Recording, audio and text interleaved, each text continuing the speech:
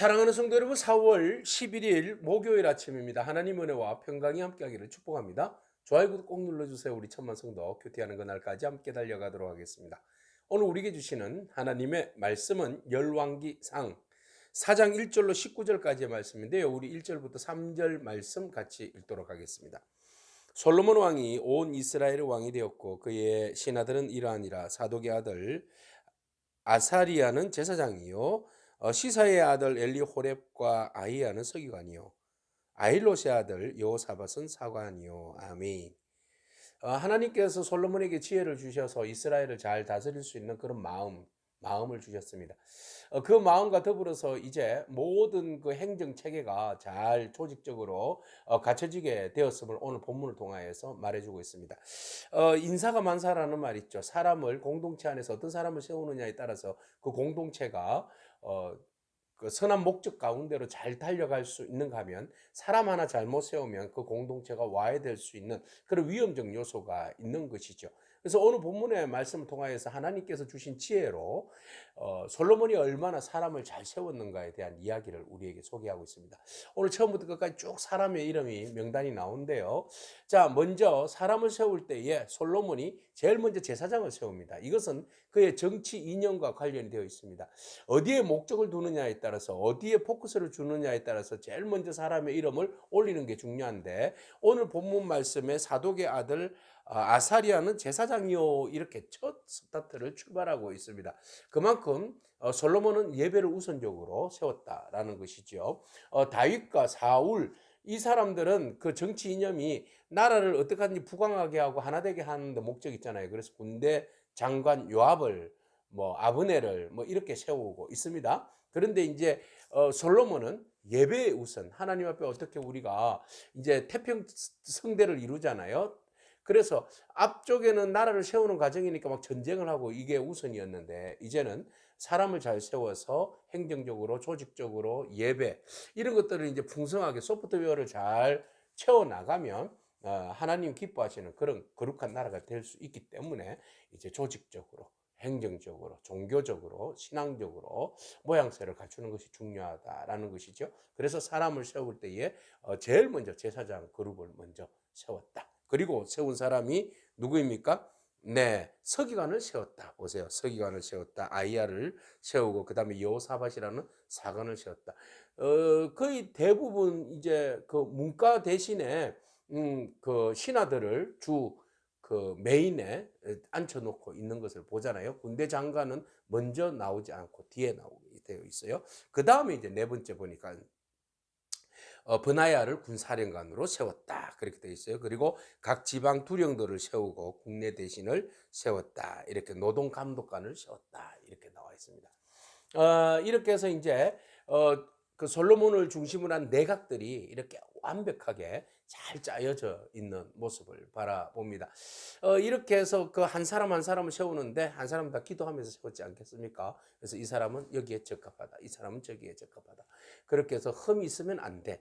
이 사람은 정말 하나님 나라를 대리적으로 세우는 사람이기 때문에, 이 사람이 권한을 주고 권세를 줬기 때문에 이 사람이 그 권세와 권한을 가지고 자기 일을 위하여서 일하는 것이 아니라 다른 모든 사람들을 위해서 일하는 사람으로 세웠다라는 것이죠. 그래서 책임감도, 권한과 책임이 너무 중요합니다.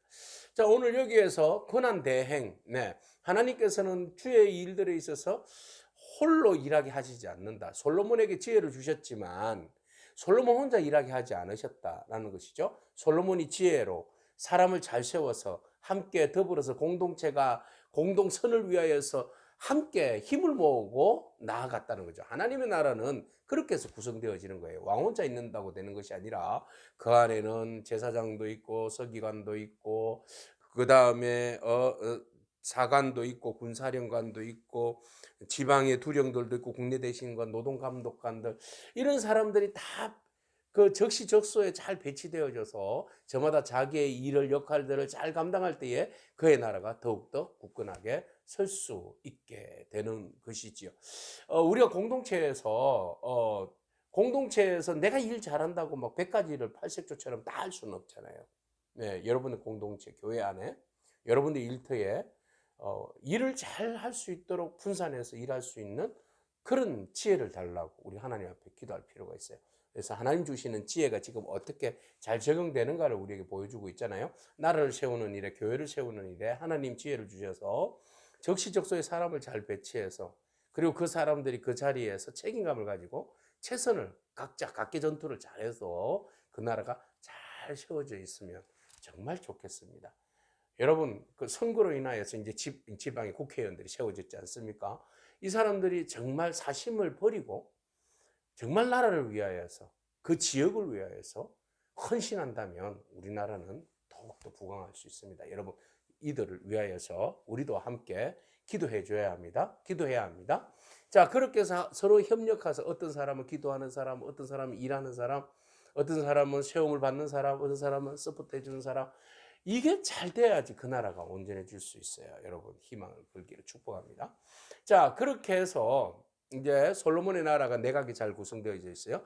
그 다음에 보시면 솔로몬의 나라를 7절 이후에 보면 솔로몬이 또 온 이스라엘에 12지방 관장을 두었다 이랬습니다. 예전에는 12지파의 그 지파별로 지파의 수령들이 있을 거 아니에요. 그것을 조금 변형시킨 거예요. 그래서 중앙에서 강력한 중앙 집권제를 이끌어 나가는 거죠. 그래서 지방에 있는 지방에다가 사람을 파견하는 거예요.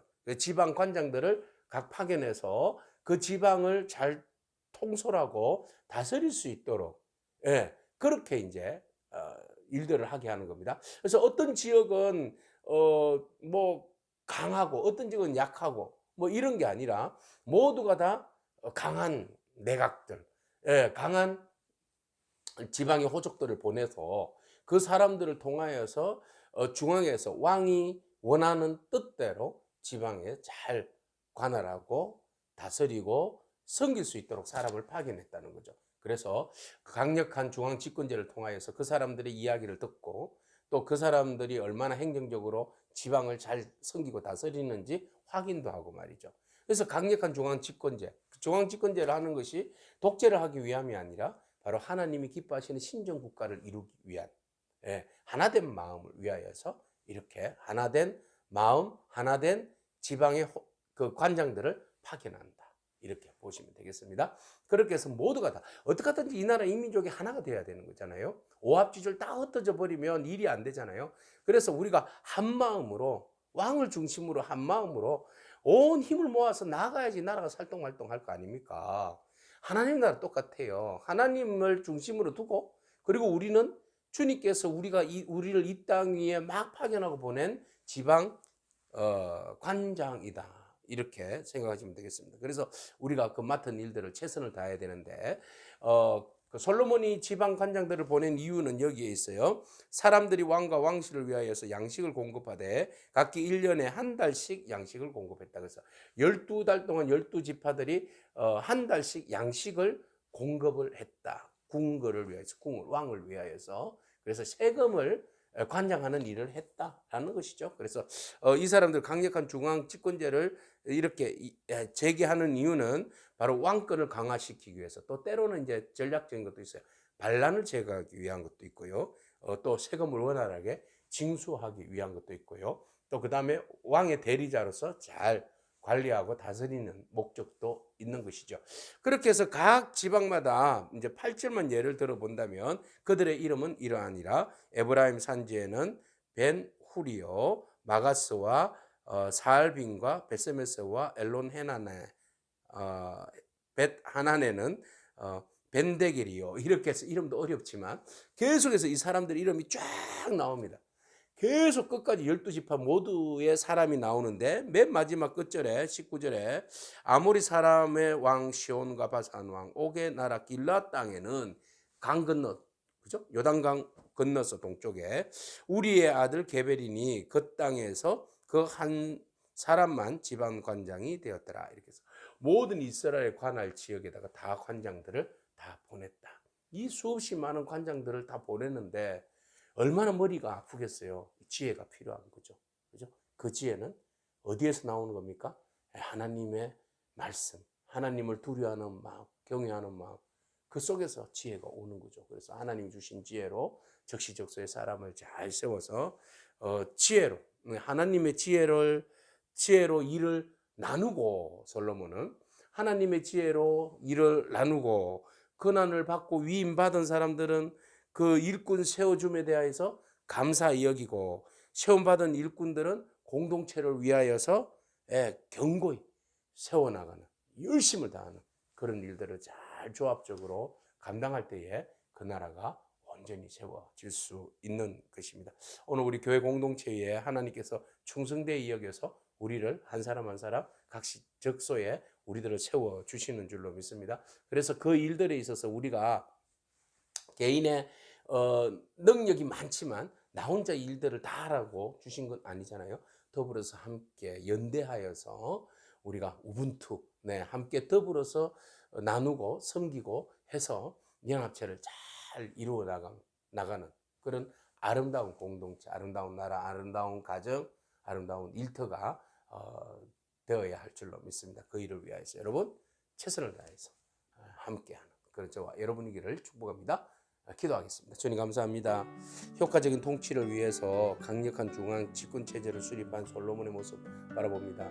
하나님의 지혜로 그 모든 것들을 원활하게 순탄하게 잘 이루어 나감을 바라보고 모든 그 세움에 있어서 불협화음이 없도록 또 불만이 없도록 모든 사람들이 다 만족할 수 있는 그런 아름다운 세움의 일들을 바라봅니다. 하나님, 우리가 부족한데 주님께서 주시는 지혜로 인하여서 공동체의 자본과 서운함과 아픔이 없도록 하나님 우리 공동체가 더욱더 주님 바라보며 하나님 나라를 위하여서 한 가지 목적과 방향을 향하여서 우리의 마음을 다 모을 수 있도록 합할 수 있도록 하나님 축복하여 주시옵소서. 그래야 해서 주님의 교회가 주님의 나라가 이 나라 이 민족이 더욱더 굳건하게 세워질 수 있도록 주님 인도하여 주시옵소서. 우리는 한 나라 한 민족이지 않습니까? 하나님 서로가 반감을 사지 않고 동과 서과 남과 북으로 나누려고 하지 않고 우리가 함께 모든 일에 협력하여서 선을 이루는 이 나라 이 민족이 될 수 있도록 이 나라를 축복하여 주시옵소서. 주님 감사드리옵고 예수님에게 하신 이름으로 기도합니다. 아멘. 오늘도 믿음으로 승리하길 축복합니다. 아멘.